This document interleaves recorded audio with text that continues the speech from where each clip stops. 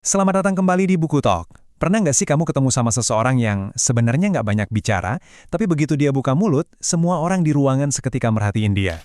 Atau mungkin ada seseorang yang kayaknya santai aja, nggak berusaha caper, tapi justru bikin orang-orang pengen terus ada di dekatnya.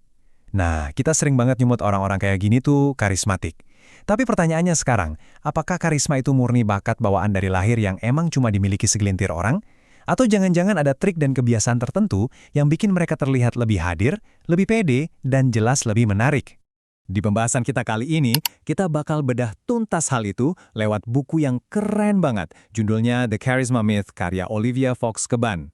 Kalau selama ini kita mikir karisma itu semacam daya tarik magis yang turun dari langit, buku ini bawa gagasan yang bakal ngerubah cara pandang kamu. Karisma itu bukan bawaan lahir, melainkan kondisi dan perilaku yang bisa banget dipelajari. Sebelum kita mulai, siapin dulu buku dan catatanmu ya. Karena di Buku Talk, kita nggak cuma nonton, tapi belajar bareng. Catat bagian yang menurut kamu paling ngena. Oke, ini kira-kira gambaran perjalanan kita hari ini. Kita bakal mulai dari ngebongkar mitos karisma, ngebahas 3 elemen utamanya, gimana cara naklukin rasa nggak nyaman, ngebangun mindset yang pas, sampai ke trik-trik praktis yang bisa kamu pakai setiap hari. Yuk, langsung kita bahas. Kita masuk ke bagian pertama, mitos karisma bawaan lahir. Banyak banget dari kita yang kejebak sama mitos kalau karisma itu ibarat undian genetika. Kalau kamu nggak lahir dengan pesona itu, ya udah, nasib. Tapi realitasnya nggak gitu sama sekali. Karisma itu adalah skill, keterampilan yang bisa kamu pelajari, bisa dilatih, dan sifatnya itu fluktuatif. Artinya, kamu bisa aja kelihatan sangat karismatik di 1 menit dan kehilangan pesona itu di menit berikutnya, tergantung sama perilaku dan kondisi mental kamu saat itu. Seru kan? Ini membebaskan banget karena artinya karisma ada di kendali kita. Kalau butuh bukti nyata, coba deh kita lihat sosok Steve Jobs. Sekarang, kita kenal dia sebagai salah satu CEO paling memukau dan karismatik yang pernah ada. Tapi tahu nggak, di awal-awal karirnya, dia tuh terkenal kaku banget dan pemalu kalau lagi presentasi. Dia secara sadar belajar, berlatih, dan terus nyempurnain daya tariknya sampai akhirnya bisa sekeren yang kita tahu. Nah, dari situ, kita masuk ke bagian kedua, presence, power, dan warmth. Ini ibarat pondasinya. Elemen pertama dan yang paling mutlak adalah presence atau kehadiran. Ini bukan cuma soal fisik kamu ada di ruangan ya. Ini soal kemampuan buat benar-benar hadir seutuhnya di momen itu, fokus sama orang yang lagi kamu ajak bicara. Pernah kan ngobrol sama orang, tapi dari matanya kamu tahu pikirannya lagi kemana-mana? Kerasa banget kan gak enaknya? Nah, kalau kamu gak benar-benar hadir, orang lain bakal langsung notice dan pesona kamu otomatis luntur. Elemen kedua adalah power, alias kekuatan.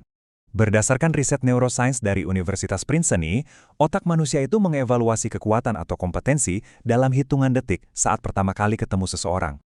Dan ingat, ini bukan tentang seberapa tinggi jabatan atau otoritas asli kamu. Ini lebih ke gimana orang lain melihat dan mempersepsikan kemampuan kamu buat kasih pengaruh ke sekitar. Tapi, power aja nggak cukup. Barengan sama power, otak kita juga otomatis mendeteksi yang namanya warmth atau kehangatan. Kehangatan ini adalah niat baik yang kamu pancarin ke orang lain. Secara insting, orang tuh pengen tahu apakah kamu bakal pakai kekuatan kamu buat ngebantu mereka atau malah buat nyakitin mereka. Karisma yang beneran otentik butuh banget keseimbangan antara power dan worth ini. Coba kita lihat kombinasinya. Kalau kamu punya power yang tinggi tapi warmth-nya rendah, kamu bakal dicap arogan, dingin, atau kaku. Terus kalau kebalikannya gimana? Warmth tinggi tapi power rendah. Orang bakal ngelihat kamu submisif atau terlalu ngarep buat disukain. Tapi begitu kamu bisa ngegabungin high power dan high warmth di saat yang sama, boom, kamu bakal kelihatan sangat karismatik dan punya daya magnet yang kuat banget. Terus mungkin kamu mikir, bisa nggak sih aku pura-pura aja nampilin body language yang karismatik? Jawabannya ada di angka ini, 17. 17 milidetik. Itu adalah waktu yang dibutuhin buat sebuah ekspresi mikro atau micro expression melintas di wajah kamu. Jadi mustahil banget buat otak sadar kita mengontrol ribuan sinyal bahasa tubuh yang keluar setiap menitnya. Kalau kamu cuma pura-pura, kondisi perasaan kamu yang sebenarnya bakal tetap bocor dalam 17 milidetik itu dan malah bikin kamu kelihatan nggak tulus. Makanya, kita lanjut ke bagian ketiga. Menaklukkan ketidaknyamanan. Karena kita nggak bisa pura-pura. Kita harus benerin dari dalam. Ketidaknyamanan fisik sama mental itu sebenarnya adalah musuh utama yang ngeblokir karisma kita. Soalnya rasa nggak nyaman, entah itu karena baju yang gatel atau karena lagi ngerasa insecure, bikin kita susah buat benar-benar hadir. Dan ujung-ujungnya ini memicu ekspresi mikro negatif yang rusak rasa percaya orang ke kita. Daripada ditekan atau ditolak, penulis buku ini justru nyaranin kita buat nyelamin rasa nggak nyaman itu, biar zona nyaman kita makin luas.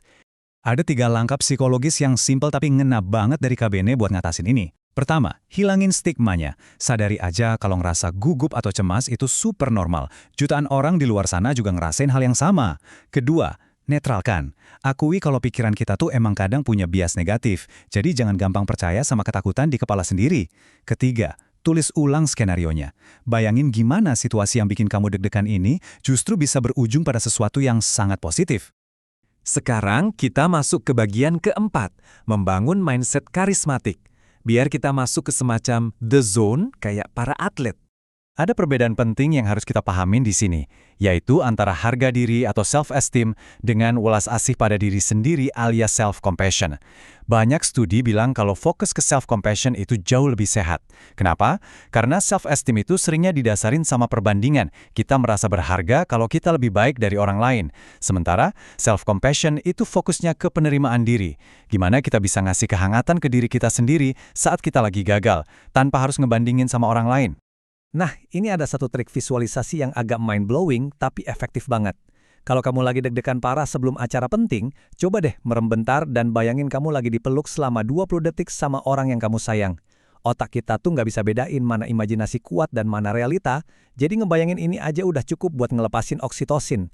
Hormon ini langsung nenangin rasa panik kamu dan ngubah mood kamu jadi penuh kehangatan. Akhirnya kita sampai di bagian kelima. Ini bagian yang paling seru, praktek karisma sehari-hari yang bisa langsung kamu cobain. Buat mancarin otoritas yang tenang dan kelihatan benar-benar merhatiin pas lagi ngobrol, coba 3 trik vokal dan gestur ini. Pertama, turunin intonasi suaramu di akhir kalimat. Jangan malah dinaikin ya, biar nggak kedengeran ragu. Kedua, biasain buat kasih jeda 2 detik penuh sebelum kamu ngebales omongan orang. Dan ketiga, kurangin kecepatan dan jumlah anggukan kepala kamu. Mengangguk terlalu cepat dan sering malah bikin kamu kelihatan gelisah, bukan empati. Selain itu, ada trik-trik fisik yang unik banget.